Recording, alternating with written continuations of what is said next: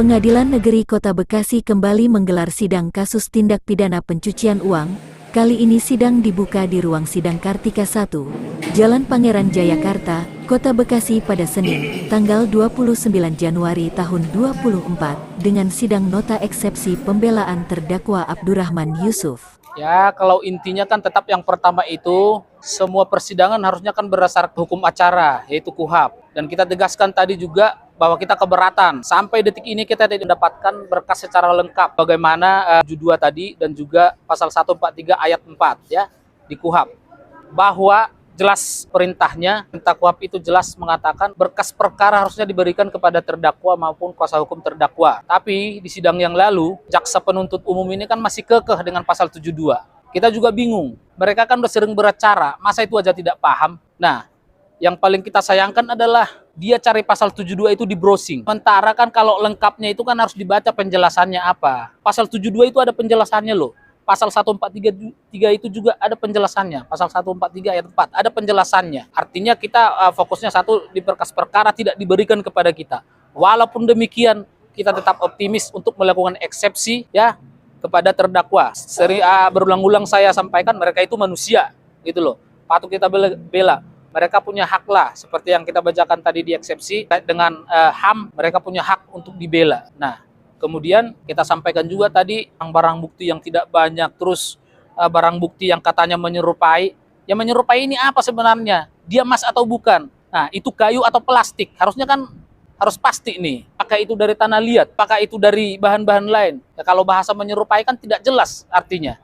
Apakah itu emas apa enggak? Sementara keterangan dari klien kita ya, dari Ibu Suryani dan juga Pak Aye, mereka tidak pernah membeli yang namanya menyerupai. Semua emas, ya, semua emas asli. Gitu. Jadi memang sangat disayangkan, kita kan tidak punya seluruh berkas perkara nih. Hanya berdasarkan 3 STP ya, 3 STP, itu sudah kita temukan banyak barang-barang bukti yang tidak masuk dalam dakwaan. Bahkan dulu di putusan juga itu tidak masuk. Ya kita nggak tahu lah seperti apa proses. Artinya kan ketika jaksa melimpahkan berkas ini ke pengadilan, berarti sudah lengkap. Semua sudah lengkap dong. Barang bukti, berkas segala macam sudah terang, sudah lengkap semua. Nyatanya tidak seperti itu. Aset yang sudah disita di Barreskrim dan di Kejaksaan itu berapa sebenarnya?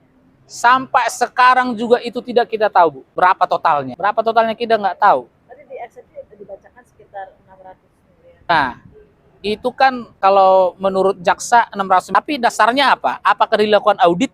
Itu tadi eksepsi kita juga satu. Itu angka 600 sekian miliar itu asalnya dari mana? Itu kan mereka tidak menuliskan atau tidak menerangkan di dalam dakwaannya. Perinciannya itu hasilnya dari mana sih? Itu loh. Sementara barang bukti kan harus dilakukan apresial, harus dilakukan penghitungan dengan teliti. Tapi itu tidak dituliskan dalam dakwaannya.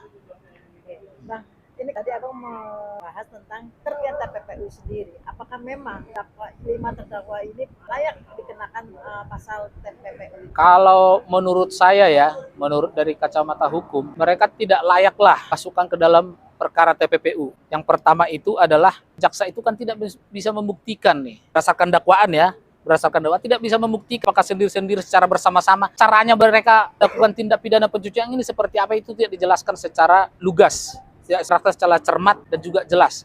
Kemudian dalam perkembangannya juga kan sudah ada perdamaian antara para korban dan juga para terdakwa ini yang 5 orang ya, yang 5 orang. Nah, setelah ada perdamaian, ya harusnya ini nggak usah dilanjutkan lagi, fokus saja mengembalikan harta atau kerugian para korban. Ngapain kita menghabis-habiskan anggaran negara? Gitu. Ya artinya kita harapannya hakim menerima eksepsi kita lah. Ini perkara nggak usah lanjut, terus berikutnya adalah lakukan apresial. Kumpulin nih semua aset-aset yang disita. Secara jujur ya, kumpulin semua aset yang disita. Udah kembalikan aja kepada korban. Ngapain kita capek-capek bersidang-sidang? Gitu. Kan udah tercapai keadilan dari para korban. Gitu. Kenapa mereka mau berdamai? Ya menurut mereka hukuman yang dijalani ke-5 terdakwa ini ya sudah adil, sudah memperoleh keadilan bagi mereka. Dan ya sesuai dengan janjinya para terdakwa ini mereka akan terbuka. Dan itu dilaksanakan ketika Pak Aye, Pak Abdurrahman Yusuf buka suara. Nah ketahuan semua nih, kami juga melakukan investigasi Bu. Sebagai pengacara, Pak Dohar ini disita tapi tidak masuk dalam berkas perkara ini. Kita semua teliti Bu. Artinya ketika ada STP lain atau surat tanda penerimaan barang bukti yang lain kami terima, bisa aja masih banyak Bu. Ini hanya 3 STP udah segitu loh. Uang tadi kan 1,7 M-an tidak masuk mulai dari dulu. Terus yang paling nyata yaitu adalah 20.000 lembar uang pecahan Rp100.000. Itu tidak masukkan dalam dakwaan itu. Asli 20.000 lembar. Bayangin 20.000 lembar 100.000 kan 2 M. Kalau penggelapan pasal kan enggak, Pak. Itu kan sudah pasti pasalnya. Hanya saja menurut kami penuntut umum tidak bisa cermat, jelas dan lengkap menguraikan pasal-pasal tersebut. Ya tidak boleh dong, Pak.